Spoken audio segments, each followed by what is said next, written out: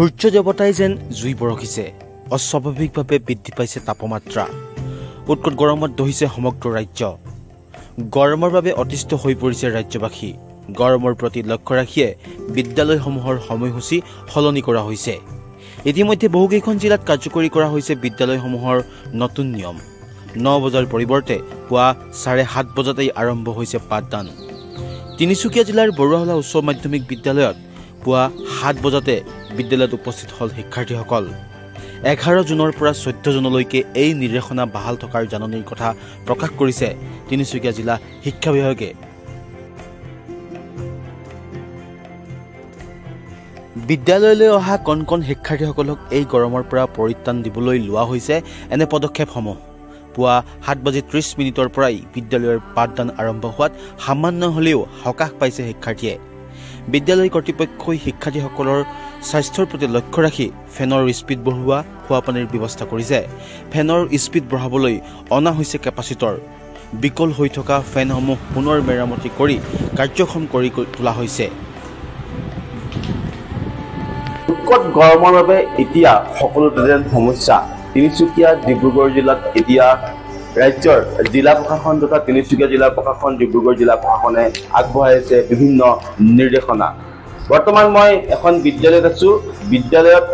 কেনে পৰিস্থিতি কি তাৰ বিষয়ে জানিব আহিম এটা কথা ইয়াতে আগতে উল্লেখ কৰি ল'ব লাগিব যে তিনিচুকীয়া জিলাৰ যিসমূহ অন্তৰ্গত বিদ্যালয় আছে বিদ্যালয়সমূহত এতিয়া পুৱা 7:30 পৰা বিদ্যালয়সমূহ বিদ্যা আৰম্ভ হৈছে পূৰ্বৰ সময়তকৈ অলপ আগলৈ আনি এই সমূহ এতিয়া শ্ৰেণীসমূহত পাঠদান কাৰ্যসূচী অনুষ্ঠিত হৈছে এখন বিদ্যালয় হল বৰুৱাহলা উচ্চতৰ মাধ্যমিক বিদ্যালয় আৰু এই বিদ্যালয়ৰ প্ৰধান শিক্ষক আছে তেখেতৰ পৰা জানিব বিচাৰিম এই গৰমৰ বাবে কেনে কি কাৰ্যপন্থা হাতত লৈছে চৰকাৰে নিৰ্দেশনা যোৱাকালি নিৰ্দেশনা এখন পঠিয়ালে আমালৈ প্ৰতিখন বিদ্যালয় যিহেতু গৰম উৎকণ্ঠ গৰম আৰু এই গৰমৰ মাজত আমাৰ কিছু ছাত্ৰ ছাত্ৰীসকলে যোৱাকালি দুই এজনে পৰিও গৈছে তাৰপিছতে আমি যোৱাকালি কি কৰিলোঁ যিটো আমাৰ এক্টিভিটি কেৰিকুলাম যিটো থাকে খেলা ধূলা সেইটো আমি নকৰালোঁ কাৰণ যিহেতু খেলা ধূলা যদি ছাত্ৰ ছাত্ৰীসকলে যদি কৰে তেওঁলোকে হয়তো পৰি যাব পাৰে সেইটো আগত ৰাখি আমি যোৱাকালি সোনকালে ছুটি দিলোঁ সোনকালে তাৰমানে 3:05 মানত আমি এৰি দিছোঁ আৰু চৰকাৰে যিটো নীতি নিৰ্দেশনা দিলে সেইটো আমি প্ৰত্যেক আমাৰ ক্লাছৰ গ্ৰুপবিলাক আছে আমি গ্ৰুপবিলাকত এৰি দিছোঁ আৰু ইয়াৰ লগতে যিবিলাক আমাৰ শ্ৰেণীকোঠাত ফেন আছে কিন্তু ফেনবিলাক অলপ শ্ল' হৈ যোৱাৰ কাৰণে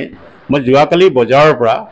কেপাচিটৰ যিটো কোৱা হয় সেই কেপাচিটৰবিলাক মই কিনি আনিছোঁ আৰু যিহেতু যিবিলাক শ্ৰেণীত কক্ষত অলপ কমকৈ চলিছে সেই কমকৈ চলাৰ কাৰণে মই আজি ইলেক্ট্ৰিচিয়ান এজন আহিব তেওঁ লগাব আৰু ইয়াৰ লগতে আমাৰ যিহেতু গ্ৰামাঞ্চল গছ গছনি থকা স্বত্তেও উৎকণ্ঠ গৰমৰ পৰা আমি পাঠদান কৰিবৰ কাৰণে ছাত্ৰ ছাত্ৰীয়ে যিখিনি স্পৃহা থাকিব লাগে সেই তেওঁলোকে কৈছে